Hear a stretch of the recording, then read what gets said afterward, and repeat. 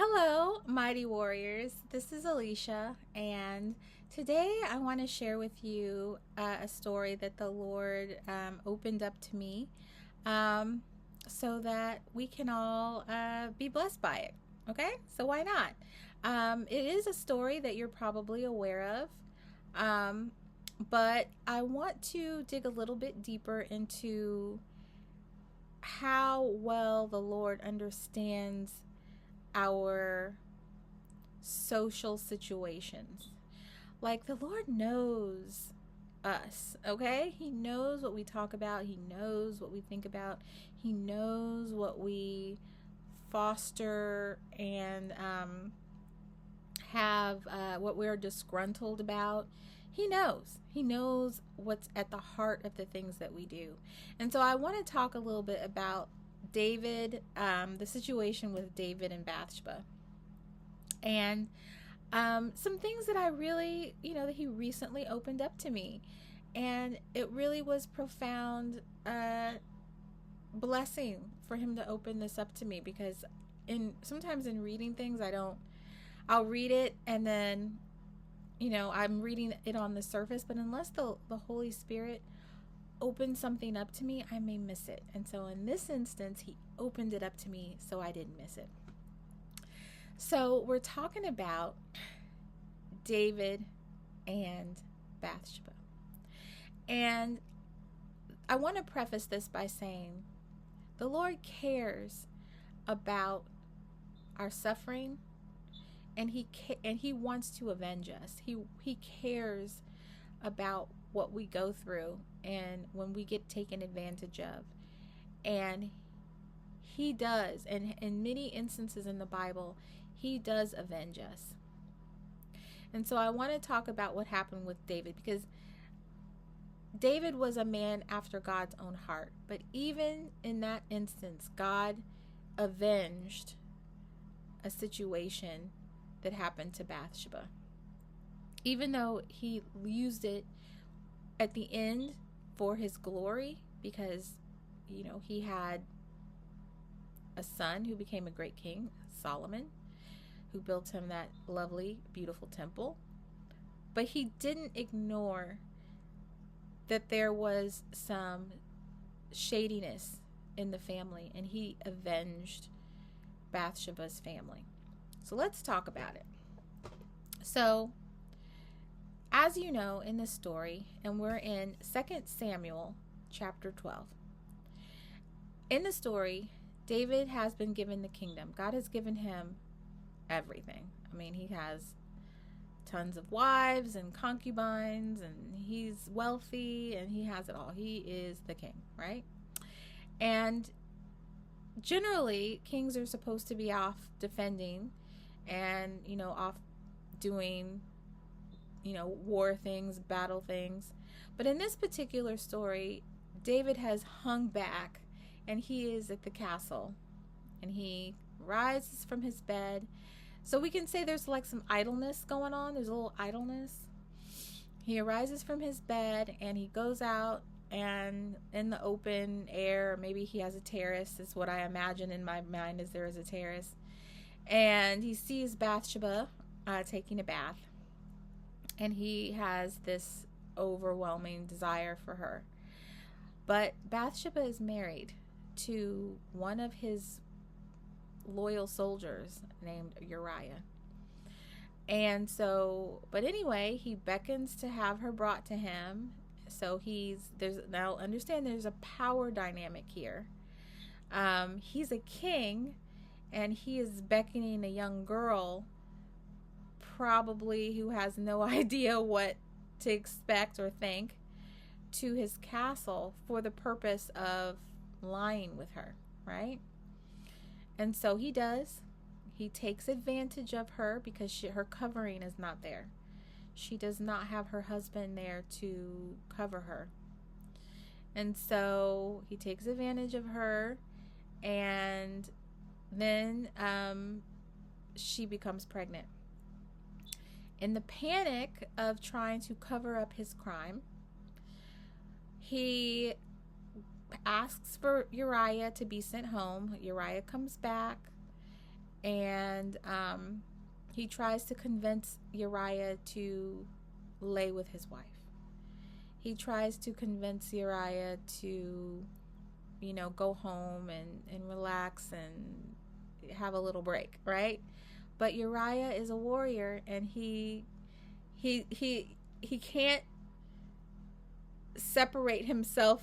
He can't relax and go back to creature comforts when he's in a battle mindset, and so it doesn't work. He does not lay with his wife.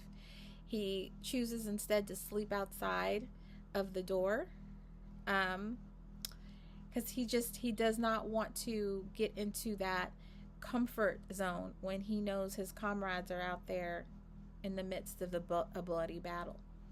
So when it doesn't work, when David's plan does not work, he sends him out and back to battle, and then he sends a letter asking for him to be put on the front lines. Now Uriah is a soldier, and he's a experienced soldier, and so from what I could read back in those days, if you were experienced, you didn't go to the front lines. That was for the younger people.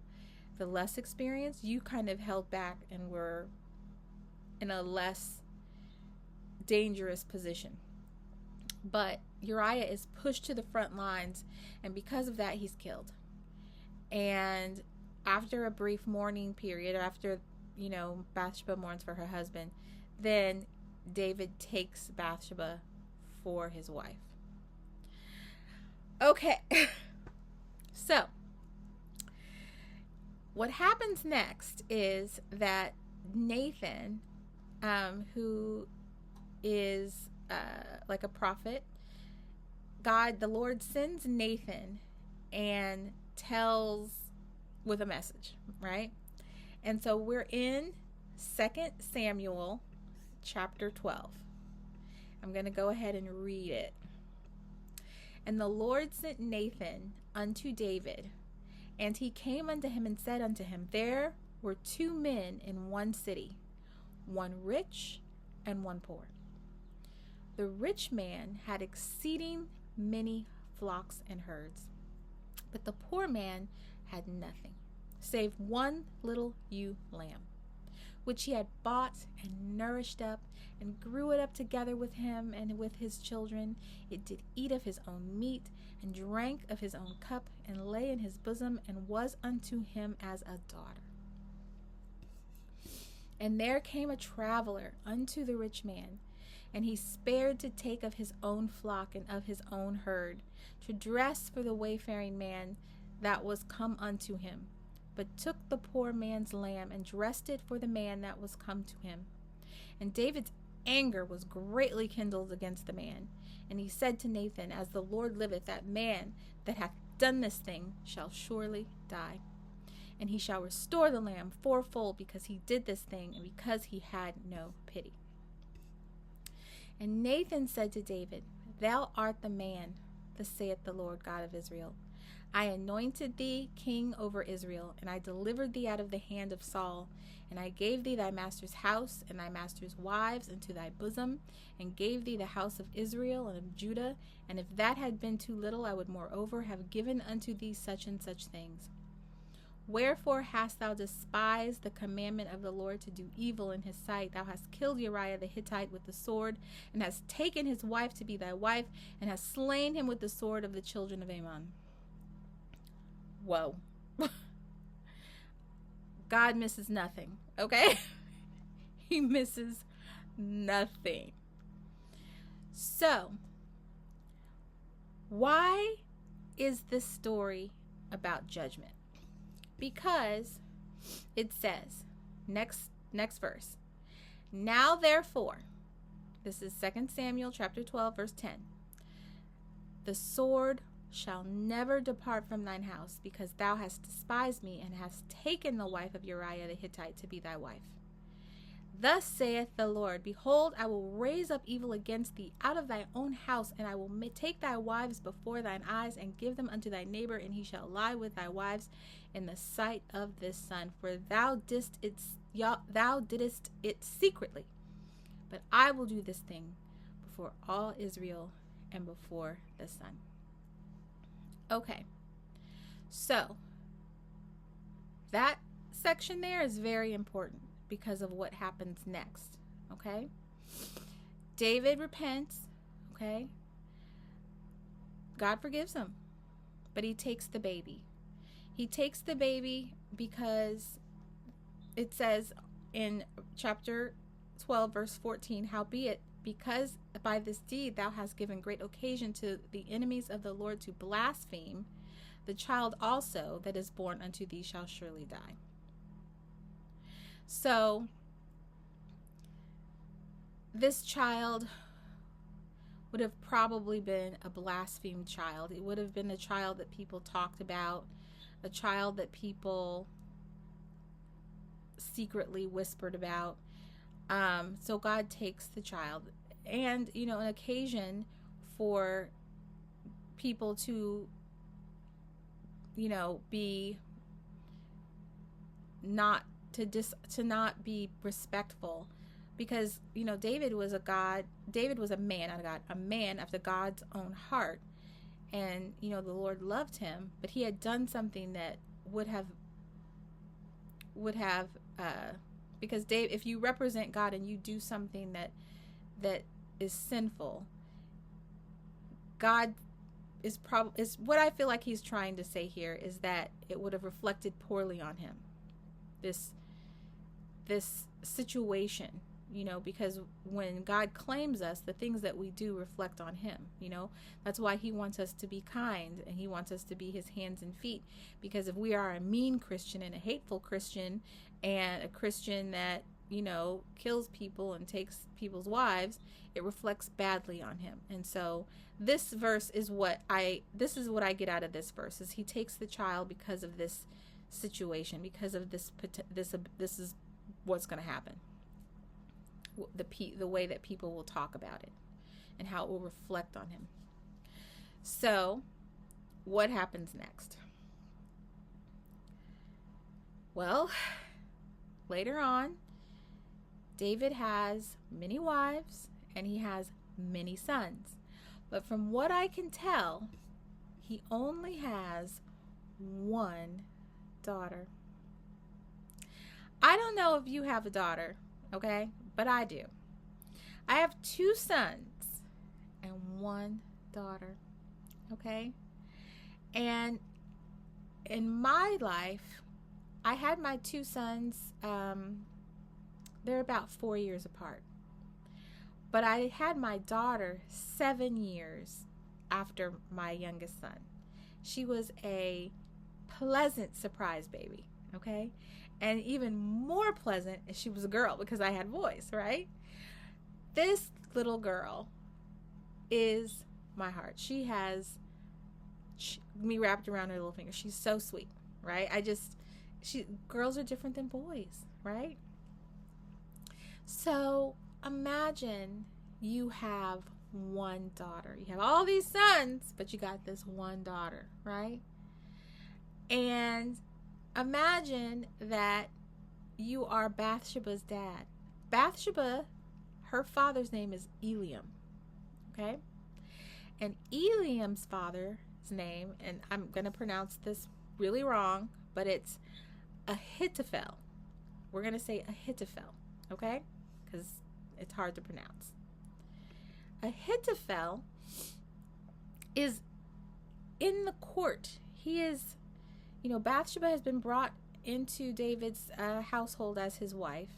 And Ahithophel, who is her grandfather, he's around, right? He's around. And it says that he is advising one of David's sons, Absalom. Absalom is Tamar, David's only daughter's only full brother, because back in those days they had a lot of wives and a lot of half children, right? So what happens is that God raises up a situation in David's house not unsimilar to what happened to Bathsheba's family, right? Because we have to realize God doesn't talk a lot about what happens to Bathsheba's family, but she has a family, right? She's married, and presumably she has a father and a grandfather and father-in-laws and mother-in-laws. And even though God doesn't really talk about it, what happens in between the lines of this story is letting you know that there was some bad blood. Bad blood. Okay? So what happens is, one of David's sons, Amon, of all the women in all the kingdom, starts to lust for and desire his own half-sister, Tamar.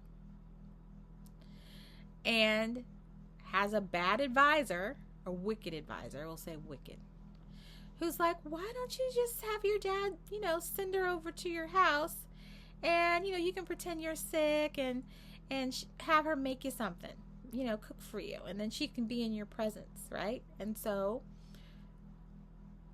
David sends her over to tend to him.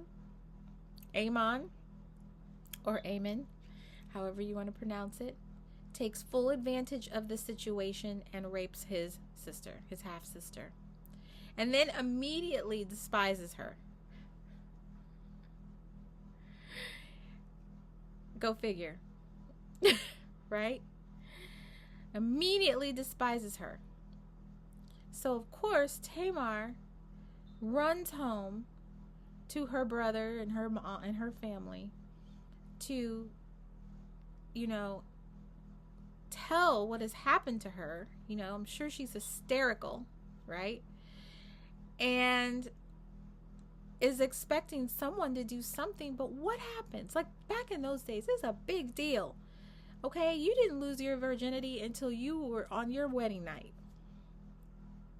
Okay? And if something happened to you, it ruined you. No man wanted you. You were damaged goods, right? And so this has put Absalom, her brother, and the family, they're reeling over this situation, right? What is going on, right? But to make matters worse, David says nothing. He doesn't address it. He just pretends it didn't happen. Now, God knows us very well,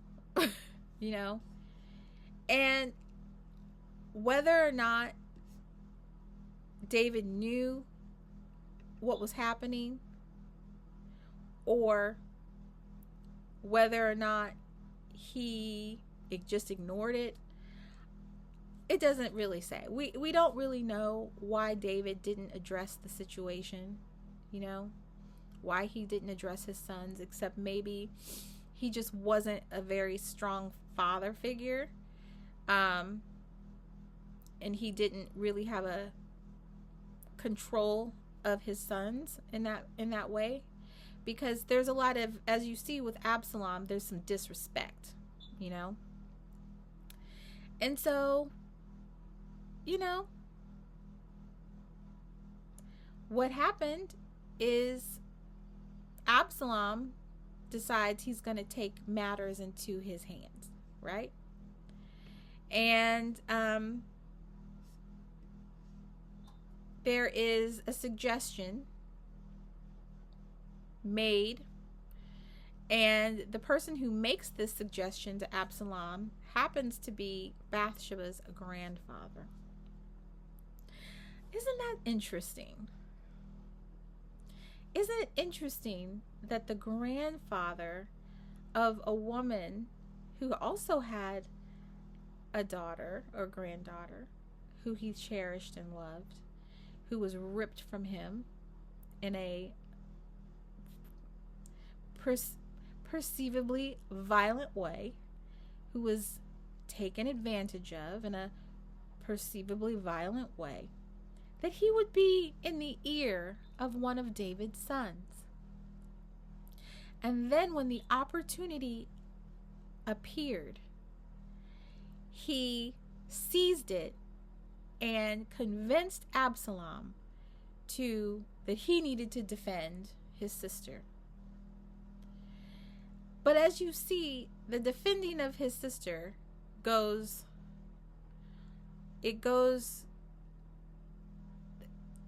Absalom goes really way far, okay? He doesn't just defend his sister, he kills Amnon, the man who raped his brother, basically his brother, the man who raped his sister. He kills him. And then he goes even further by trying to usurp his father's throne, rapes his father's concubines, on the advisement of this man, Ahithophel, who happens to be the grandfather of Bathsheba, the same woman to which David had done the same. Judgment. This story is a story about temptation and sin and an idle mind, and how the devil can get into a family and get into a situation, by amplifying certain temptations. But look how this one incident destroyed David's family. And every opportunity that he had to be a good leader in his family and handle it, he did not handle it, leaving other people in his family to think that they should handle it. But all in all, the Lord said way back that he was going to raise up a situation. So God knows our hearts. And so presumably for David's one and only daughter to endure a similar fate as to someone else's only daughter was God enacting a perfect judgment upon David. Even though God loved David and David was a man after God's own heart, it does not make us immune from God's judgment. It does not make us immune from God's judgment. Even though he repented, it does not make us immune to God's judgment, And often, just like what happened in the garden with Adam and Eve, the children are the ones that suffer, because we humans today and always are all descendants of Adam and Eve, and their sin affects us. The evil in the world that was committed way back then affects us today, right? Now, Jesus came into the world to give us an opportunity to be healed, right? So that's the good news. That's the good news, right? But this story just shows how situations can come up and how God does not allow judgment to go ungiven. He knows how to dole out judgment against people who have committed sins. Because imagine the family of Bathsheba, her grandfather, her father, mother-in-law. Imagine how the situation destroyed their family, right? And how they had to be feeling some kind of way about it, right? That bad blood, the Lord is telling you that there was bad blood that went unaddressed, right? And then God, through this situation, it was addressed, right? It's never a good idea to let things go unaddressed, because eventually something will happen. The enemy will take advantage of that situation, and something terrible could happen. So, I'm hoping that this discussion was a blessing to you. I'm telling you, I've read this story many times, And it only was opened up to me recently when the Lord helped me realize that it was Bathsheba's grandfather that was advising Absalom. And I was like, well, oh, and because for a long time I was like, well, why was Absalom? It was mainly because of the rape that Absalom was doing what he was doing, but really it was the poisoned words from a disgruntled advisor that was pushing him to do these things, that was influencing him to do these things. I mean, you have to watch who is in your ear. You have to watch who is in your children's ears. You have to watch it, because the enemy will not leave any occasion to try to destroy your family. And you have to guard your ears, you have to guard your eyes, and you have to be a good leader in your family and not let things go unaddressed. Okay? You have to address things. You have to address wickedness. You have to address sinfulness. You have to address it. You cannot let it go unaddressed. And God did not let it go unaddressed, because he's a good leader. He's a good father. Now, don't get me wrong. I have empathy and feel for Tamar. It doesn't say anything else about what happens to her. I hope one day in heaven that God will share to me what the outcome was, or share with me what the outcome was. But she's a victim, as humanity is, of the sin of her father. She's a casualty. And oftentimes we have to, have empathy for people who may not even realize that they're a casualty. You never know what's going on in someone's family. You never really know why a person is in a situation that they're in. And this is a situation where a girl finds herself in a terrible way, and it's basically because of something that happened to her, something that her father did when he was young. So, this messiness is, messiness that goes on today, as you know. So, anyway, the Word of God is rich with life lessons and stories, and God cares about judgment. And sometimes that judgment is harsh. I hope that this was a blessing to you. I hope that you learned something from it. And until next time, be baptized and be blessed.